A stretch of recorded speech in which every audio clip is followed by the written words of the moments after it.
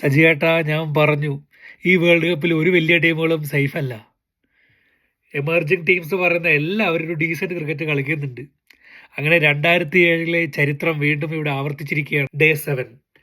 അതെ, ഓസ്ട്രേലിയ സിംബാബ്വേയോട് തോറ്റു. സിംബാബ്വെ എന്നൊരു ഡീസന്റ് ക്രിക്കറ്റാണ് കളിച്ചത്. ഒരു ഫിയർലെസ് ആയിട്ടുള്ള ക്രിക്കറ്റ്. ബാറ്റിങ്ങിലാവട്ടെ ബൗളിങ്ങിലാവട്ടെ എന്താ ഡിസിപ്ലിൻ. ബാറ്റിങ്ങിൽ കുറച്ച് സ്ട്രഗിൾ ചെയ്തെങ്കിൽ പോലും നല്ലൊരു പാർട്ണർഷിപ്പ് ബിൽഡ് ചെയ്തിട്ട് ഒരു പാർ സ്കോർ സെറ്റ് ചെയ്തു. പക്ഷെ ഒരിക്കൽ പോലും ഓസ്ട്രേലിയക്ക് ഇന്ന് ഡോമിനേറ്റ് ചെയ്യാൻ പറ്റിയില്ല.